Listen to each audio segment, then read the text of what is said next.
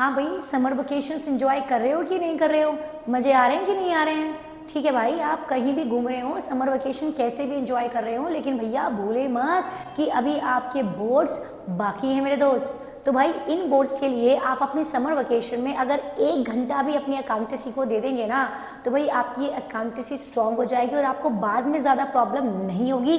तो summer vacation में सिर्फ 1 घंटा मेरे साथ दीजिए अपनी अकाउंटेंसी में। आधे घंटे का मेरा लेक्चर देखिए और आधे घंटा कुछ क्वेश्चंस कीजिए प्रैक्टिस के लिए, और देखिए क्या कमाल का रिजल्ट आप लोगों को मिलता है। बाकी एंजॉय करिए अपनी वेकेशंस। तो चलिए आज हम स्टार्ट करते हैं अपने चेंज इन पीएसआर का अगला छोटा सा टॉपिक, और उसके साथ साथ हम करेंगे चेंज इन पीएसआर के आज कुछ क्वेश्चंस। ठीक है, तो करते हैं स्टार्ट। तो भाई चेंज इन पीएसआर में अब तक हमने क्या क्या देख लिया था। तो देखो, हमने वहाँ पे रेशो निकालना सीखा, हमने गुडविल का ट्रीटमेंट सीखा, फिर हमने reserves, profit, fund, IFR, WCR इनके केसेस को डिस्कस किया। Revaluation account, most important revaluation account हमने ठीक है सीखा। और अगर आप में से इनमें से किसी ने भी टॉपिक मिस किया हुआ है ना, तो भाई बहुत बड़ी गलती कर रहे हो। फटाफट जाओ मेरी प्लेलिस्ट में और फटाफट इस चैप्टर की सारी वीडियोस देख डालो और क्वेश्चंस की प्रैक्टिस करो। तो चलिए आज करते हैं इसके छोटा सा सिंपल सा नेक्स्ट टॉपिक, जो कि है एडजस्टमेंट एंट्री। क्या है? Adjustment entry. देखिए क्या होती है एडजस्टमेंट एंट्री। अभी तक मैंने आपको बताया कि पार्टनरशिप फर्म में जो भी ओल्ड रिजर्व्स होते हैं, प्रॉफिट होते हैं, लॉसेस होते हैं या फंड होता है, वो सारी चीज़ें ओल्ड पार्टनर के ओल्ड रेशो में डिस्ट्रीब्यूट हो जाती हैं, राइट। लेकिन कभी कभी क्वेश्चन हमसे बोलता है कि पार्टनरशिप फर्म चाहती है कि वो अपने रिजर्व्स को या प्रॉफिट को या लॉसेस को ठीक है डिस्ट्रीब्यूट करना नहीं चाहती। Do not want distribute. ठीक है, वो अपने रिजर्व्स, प्रॉफिट को डिस्ट्रीब्यूट करना नहीं चाहती। या फिर कभी कभी क्वेश्चन ऐसे लिखता है कि वो चाहती है, पार्टनरशिप चाहती है कि सारे एसेट्स और सारी लायबिलिटीज ओल्ड फिगर पे ही शो हो, मतलब नई फिगर पे हम अपने एसेट्स और लायबिलिटीज को नई बैलेंस शीट में शो ना करें। इन शॉर्ट हम दोनों पार्टनर हैं, हम ये चाहते हैं जो चीज़ें रेशो चेंज होने से पहले थी वही चीज़ें रेशो चेंज होने के बाद भी हों। लेकिन अब रेशो तो चेंज हो गया, बदलाव तो हुआ है, बिल्कुल बदलाव हुआ है। आप में से कोई पार्टनर रेशो को गेन करेगा तो कोई सेक्रीफाइस करेगा। ऑब्वियस बात है, अगर हम 2 पार्टनर हैं तो हम में से कोई गेन करेगा, एक सेक्रीफाइस करेगा। और अब हम ये चाहते हैं कि हमारी पार्टनरशिप में जितनी भी चीज़ें हैं वो ओल्ड फिगर पे ही रिकॉर्ड हो, यानी रिजर्व्स, प्रॉफिट, फंड को हम बांटना नहीं चाहते, एसेट्स और लायबिलिटीज को भी हम ओल्ड फिगर पे ही शो करना चाहते हैं। तो अब रेशो चेंज होने से इनमें जो भी चेंजेस होगा उनके साथ क्या करें, क्योंकि पहले तो हम लोग ओल्ड पार्टनर के ओल्ड रेशो में बांट देते थे, लेकिन अब तो हमें रेशो में नहीं बांटना। अब हम चाहते हैं कि ये ओल्ड फिगर पे ही शो, या रिजर्व्स को डिस्ट्रीब्यूट करना नहीं चाहते। तो अगर क्वेश्चन आपसे बोलता है कि रिजर्व्स वगैरह को डिस्ट्रीब्यूट मत करो या एसेट्स और लायबिलिटी को पुरानी वैल्यू पे ही शो करो, तो बच्चे उस मोमेंट पे ना हम इनकी बिल्कुल वैसी ही जर्नल एंट्री करते हैं जैसे कि हम गुडविल की करते हैं। तो बताइए गुडविल की एंट्री क्या होती है? Gaining partner,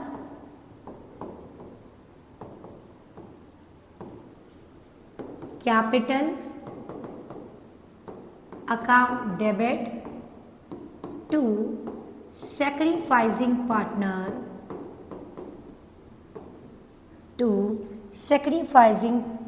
partners capital।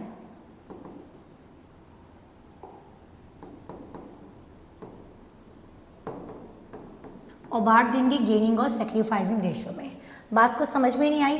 देखो बहुत सिंपल सी बात है बेटा, हमारी पार्टनरशिप फर्म में रिजर्व है, मान लेते हैं 10,000 का, प्रॉफिट है मान लेते हैं 15,000 का।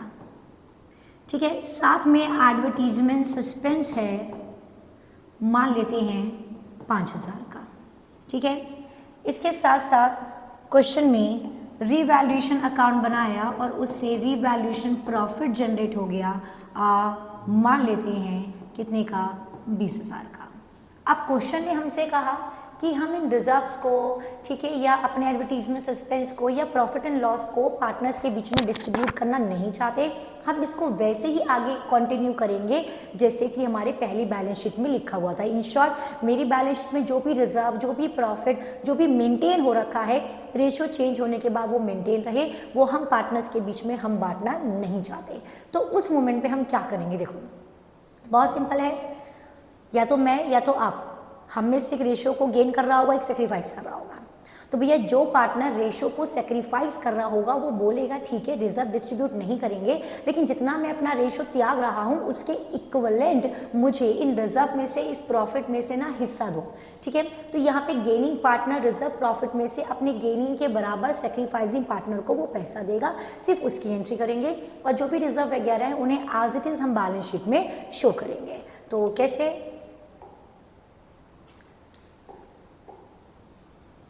देखो, तो रिजर्व्स, प्रॉफिट, इनको प्लस किया, एडवर्टीजमेंट सस्पेंस लॉस होता है इसलिए इसको माइनस करेंगे। अब इन सब का एडजस्टमेंट करेंगे, मतलब इन सब की कैलकुलेशन करेंगे, तो देखो कितना हो जाएगा ये 40,000। तो मान लेते हैं दो पार्टनर हैं ए और बी, ए कर रहा है 1/2 की गेनिंग रेशियो, ये गेन कर रहा है, और बी कर रहा है 1/2 का सेक्रीफाइसिंग रेशियो, ठीक है। तो ए कर रहा है 1/2 गेन और बी कर रहा है 1/2 सेक्रीफाइसिंग। अब जितने भी रिजर्व्स, प्रॉफिट या एडवर्टीजमेंट सस्पेंस या प्रॉफिट है, इन सबको हमने प्लस किया, क्योंकि ये लॉस होता है इसलिए इसको माइनस कर दिया। जो ये अमाउंट निकल कर आई, इस अमाउंट की हम सिंगल एंट्री करेंगे।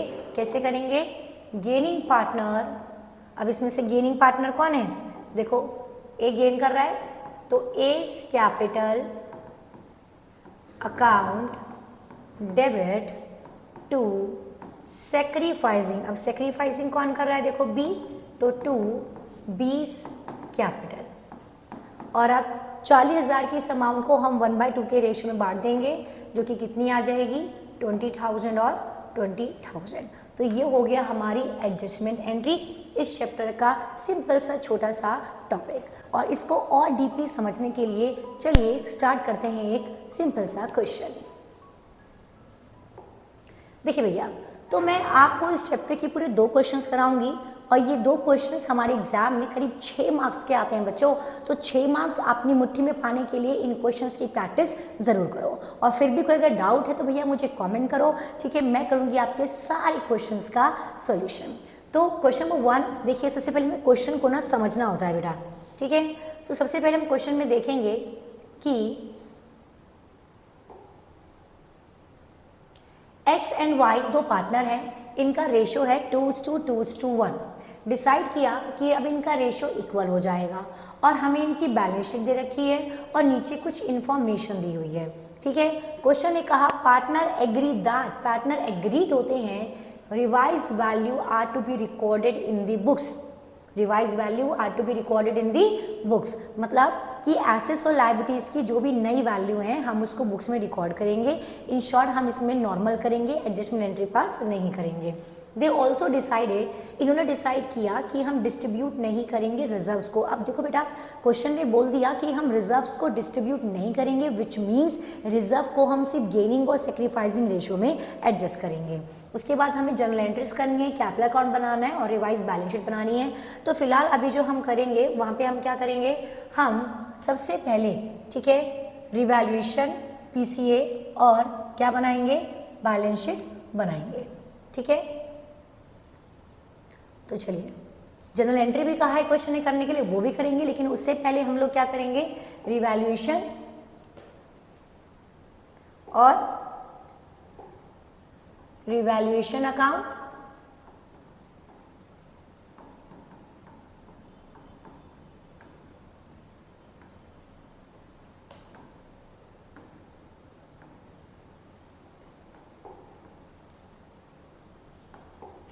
पार्टनर्स कैपिटल अकाउंट,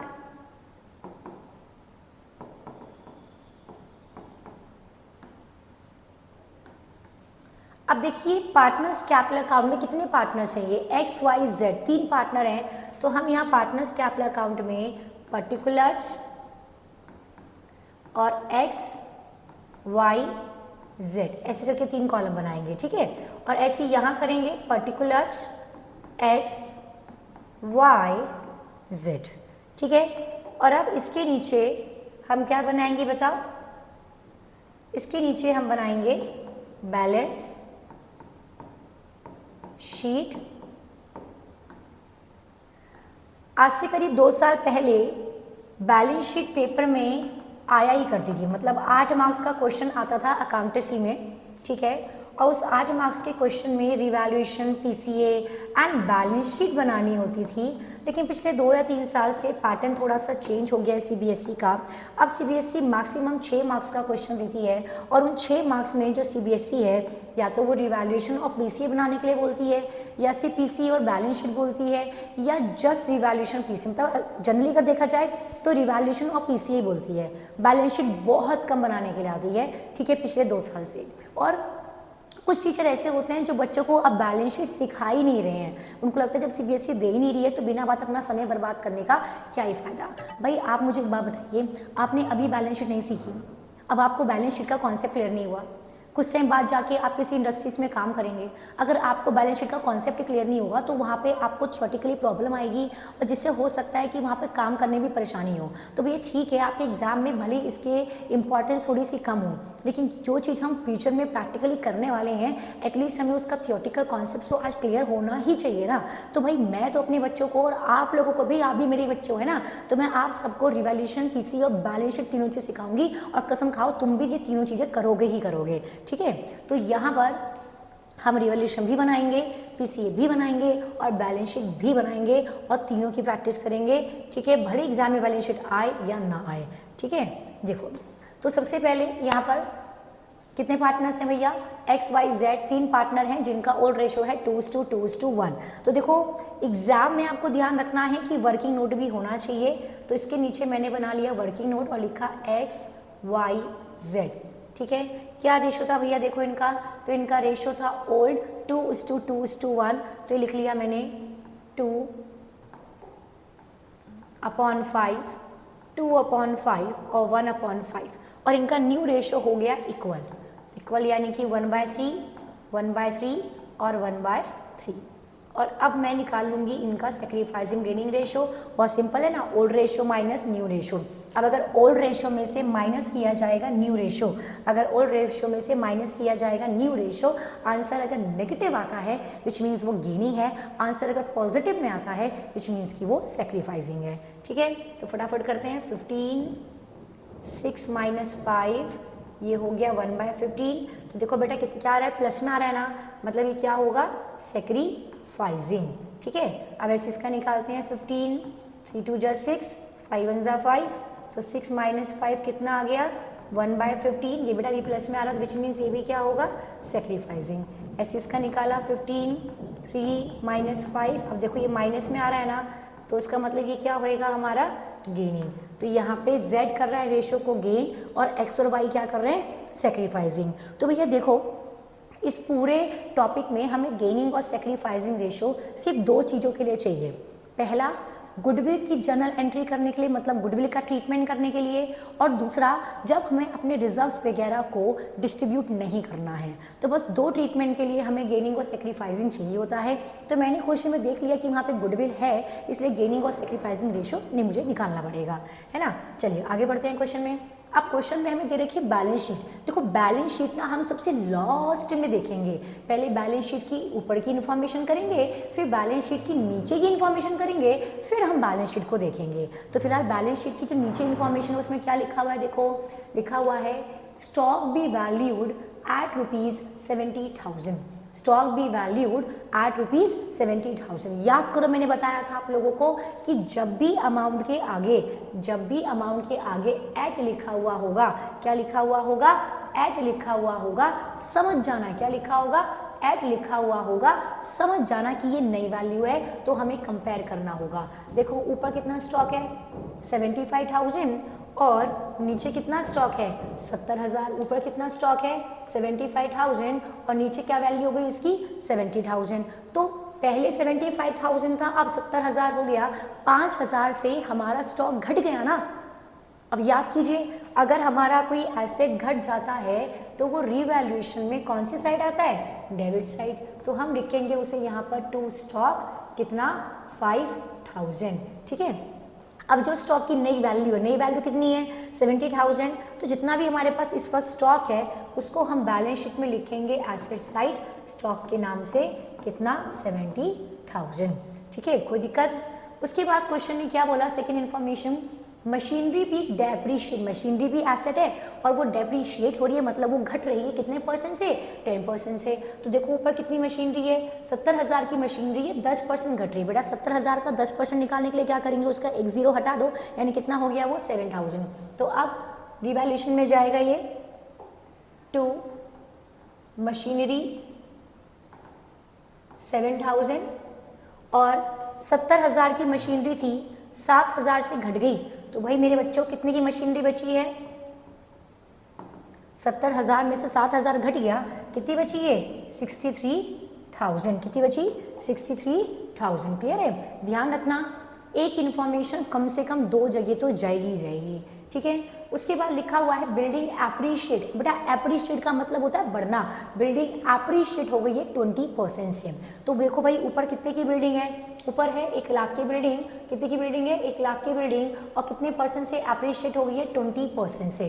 तो 1 लाख का 20% निकालें, कितना आ जाएगा भाई, 1 लाख का 20% निकालने के लिए देखो क्या करें, 20% नीचे 100 आता है ना, तो उसकी 2 जीरो हटा दो। देखो जैसे ये 1 लाख है, ये ना आप ओरली भी कर सकते हो।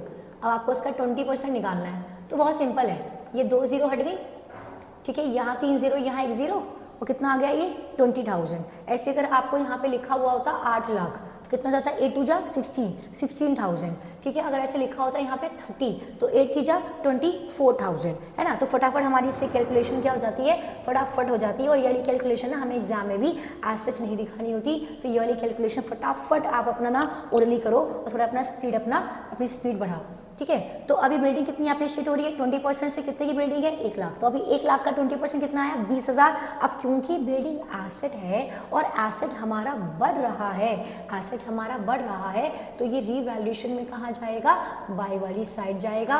बाय बिल्डिंग कितने की 20,000। अब देखो 1 लाख की बिल्डिंग थी 20,000 से बढ़ गई, अब कितने की हो गई बिल्डिंग 1,20,000 ना। तो बेटा अब इस 1,20,000 की बिल्डिंग को हम बैलेंस शीट में एज इट इज लिख देंगे। देखो यहाँ पर कैसे, एसेट साइड बिल्डिंग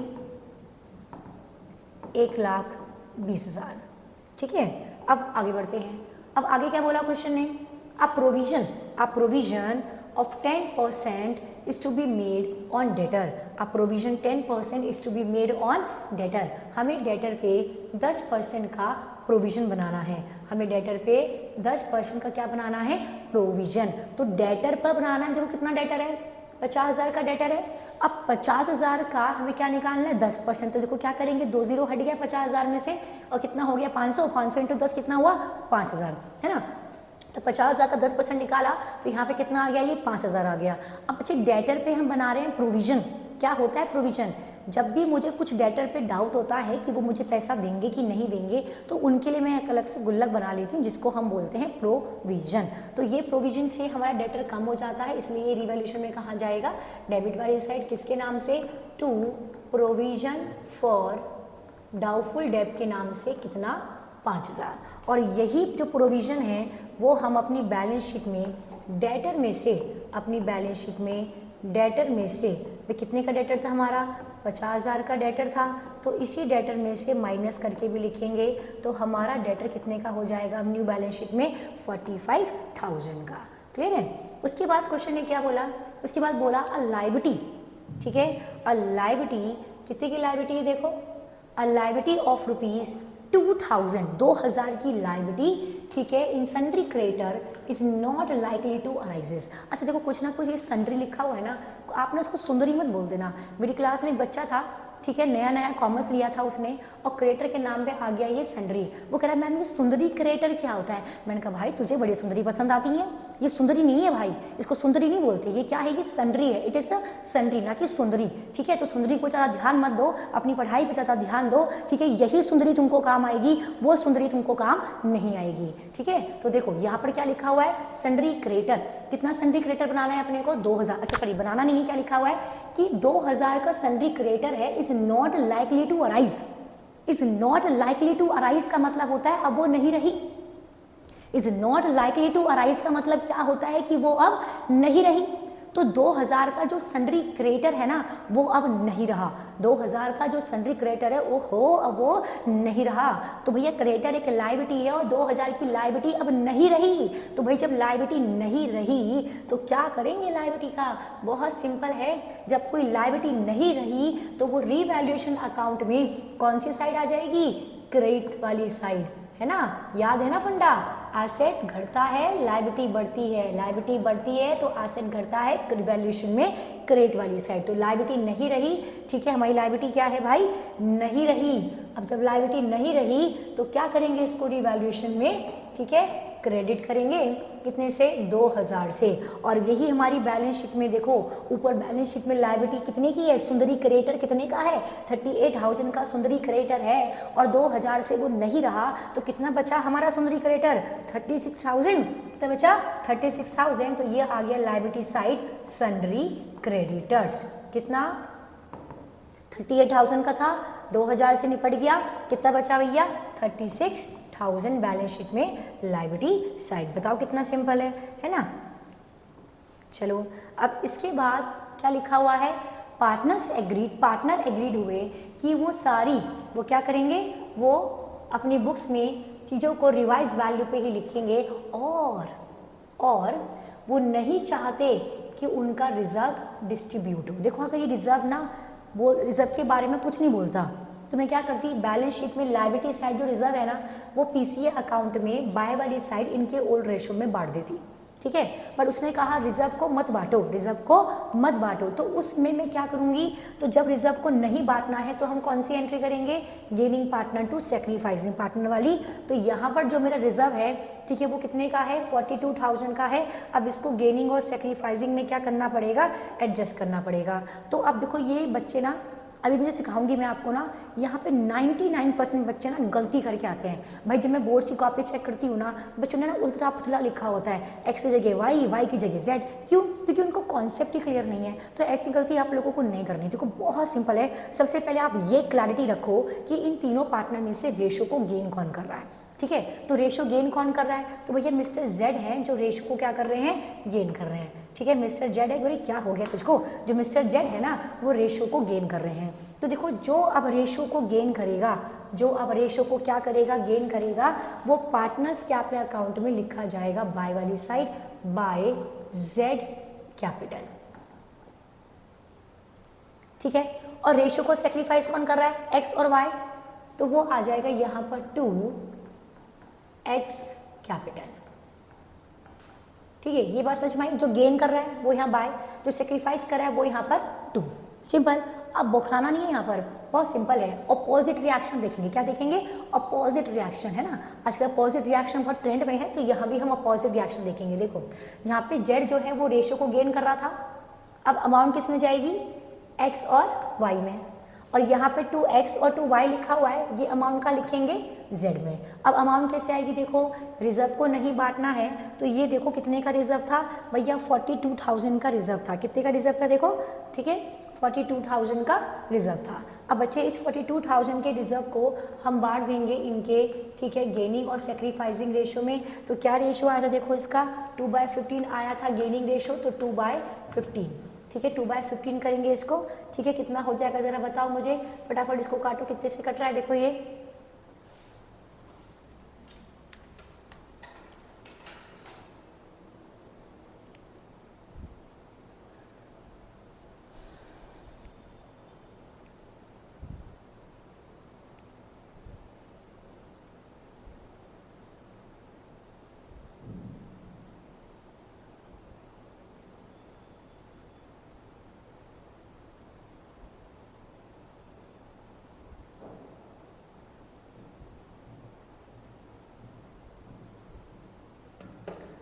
तो देखो भैया 42,000 को 2/15 से काटोगे तो कितना आ गया? देखो ये 5600 आ गया, है ना। और इसका 1/15 निकालो, कितना आ जाएगा? 2800 और 2800। तो देखो यहाँ मैंने बाय जेड किया, अमाउंट लिखेंगे एक्स में 2800 और ये 2800। ऐसे यहाँ पे 2x किया, जेड में आएगा 2800 और ऐसे 2800। क्लियर है? ठीक है। तो अब ये करने के बाद अच्छा ध्यान रखना, वापस से बता रही हूँ मैं, अगर क्वेश्चन रिजर्व के बारे में कुछ नहीं बोलता तो मैं इस रिजर्व को पीसीए में बाय वाली साइड इनके ओल्ड रेशो में बांट देती है। याद है ना, मैंने सिखाई थी आपको entry reserve account debit to old partners capital account. चलिए अब खैर कोई बात नहीं, इन्फॉर्मेशन सारी हो गई। अब ऊपर बैलेंस शीट में देख लीजिए, सबसे पहले है सन्ड्री क्रेडिटर, है ना, वापस से बोल रही हूँ ये सन्ड्री क्रेडिटर है, तो भैया ये तो हमने लिख दिया, इसे इग्नोर करो। फिर लिखा है जनरल रिजर्व, इसको हमने गेनिंग और सेक्रीफाइसिंग में बांट दिया, इग्नोर करो। फिर है कैपिटल अकाउंट की XYZ, तो भैया देखो कोई भी चैप्टर हो ना, ये जो कैपिटल है ना XYZ, ये हमेशा पार्टनर्स कैपिटल अकाउंट में ही आएगी बाय वाली साइड, तो बाय बैलेंस BD एक्स में आ जाएगा 1,10,000, वाई में आ जाएगा 85,000 और जेड में आ जाएगा कितना 60,000। ठीक है, उसके बाद जाएंगे एसेट वाली साइड, कैश एट बैंक में कुछ नहीं हुआ तो भाई उसको बैलेंस शीट में, ठीक है, उसको बैलेंस शीट में एज इट इज साइड लिख दो। कितना है भैया, देखो कैश एंड बैंक ये है 40,000, तो ये हमारी बैलेंस शीट में एज इट इज आ जाएगा एसेट साइड कितना 40,000, तो लिख दिया मैंने cash at bank balance sheet में एसेट साइड कितना 40,000। उसके बाद क्या दे रखा है, देखो सन्ड्री डेटर लिख दिया ना, इग्नोर। स्टॉक लिख दिया ना, इग्नोर। मशीनरी भी लिख दी, इग्नोर। बिल्डिंग भी लिख दी, इग्नोर। तो यह अब ज़्यादा इग्नोर नहीं करेंगे। अब ये करने के बाद हमें अपने लेजर्स को बैलेंस करना होगा। सबसे पहले हम बैलेंस करेंगे, ओहो कहाँ चला गया भाई तू, सबसे पहले हम बैलेंस करेंगे किसको, रिवैल्यूएशन अकाउंट को। तो चलिए फटाफट बैलेंस करते हैं। चलिए अब बैलेंस करना मैंने आपको सिखाया था ना बहुत अच्छे से, अगर किसी ने भी ढंग से बैलेंस नहीं किया ना, वहीं आके 2 चाटे मारूंगी, गलती नहीं होनी चाहिए बिल्कुल बैलेंस करने में। तो कैसे करते हैं बैलेंस, देखो क्रेडिट वाला साइड ज़्यादा है कि डेबिट वाला साइड ज़्यादा है, तो भाई क्रेडिट वाला साइड ज़्यादा है। कितना है बन रहा है ये 22,000। अब 22,000 में से हम माइनस कर देंगे, कितना हो रहा है ये, ठीक है 17,000। कितना बचेगा, देखो 2 रिवैल्यूएशन प्रॉफिट, यहाँ बस है तो उसे क्या बोलते हैं 2 रिवैल्यूएशन प्रॉफिट। कितना बच रहा है, देखो ये बच रहा है 5,000। ठीक है, अब उसके बाद ये जो रिवैल्यूएशन प्रॉफिट होता है ये XYZ जो कि पार्टनर है, इनके ओल्ड रेशो यानी कि 2:1 में बढ़ जाएगा। कितना आ जाएगा, देखो 2,000 और ये 1,000। और ये रिवैल्यूएशन प्रॉफिट पीसीए में कहाँ जाता है, बाय वाली साइड, तो बाय रिवैल्यूएशन प्रॉफिट 2,000 और 1,000। इसके बाद हम इसको बैलेंस करेंगे। ठीक है, सबसे पहले हम एक्स को बैलेंस करेंगे। देखो पार्टनर्स कैपिटल अकाउंट कितना सिंपल होता है, पार्टनर्स कैपिटल अकाउंट ये कैपिटल अकाउंट है, बढ़ेगी तो क्रेडिट घटेगी तो डेबिट, है ना, सिंपल सा फंडा होता है। चलो इसे बैलेंस करते हैं फटाफट। कितना हो गया, देखो 1,10,000 प्लस 2,800 प्लस 2,000, तो ये हो गया 114800। ये सेम अमाउंट हम एक्स में लिख देंगे 114800। यहाँ पे कुछ और लिखा हुआ नहीं है तो एज इट इज ये आ जाएगा किसके नाम से, टू बैलेंस CD के नाम से। ऐसे ही हम y में लिखेंगे 85,000 प्लस, ठीक है, ये 4,800, तो कितना हो जाएगा, देखो 008, ठीक है, और ये 4 और 5 9, ये हो गया 89800, तो 89800 ये आ गया यहाँ पर 89800 टू बैलेंस CD। ऐसे हम करेंगे Z में 60,000 प्लस 1,000, ये हुआ 61,000। अब ये 61,000 मैं यहाँ लिखूंगी और 61,000 में से माइनस कर देंगे कितना 5,600, तो कितना हो जाएगा ज़रा देखो 61,000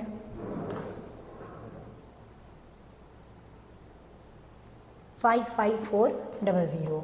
अब ये 55400 मैं लिख दिया। अब देखो ये जो टू बैलेंस CD है ना बच्चे, अब ये बैलेंस शीट, ये जो बैलेंस CD है ये बैलेंस शीट में जाएगी लायबिलिटी साइड, कैपिटल के नाम से XYZ, और लिख देंगे इनकी कैपिटल 114800, 89800 और 555,400। और दूसरी बात, रिजर्व्स को बांटना नहीं था ना, तो रिजर्व भी हमारा एज इट इज आ जाएगा बैलेंस शीट में लायबिलिटी साइड 42,000।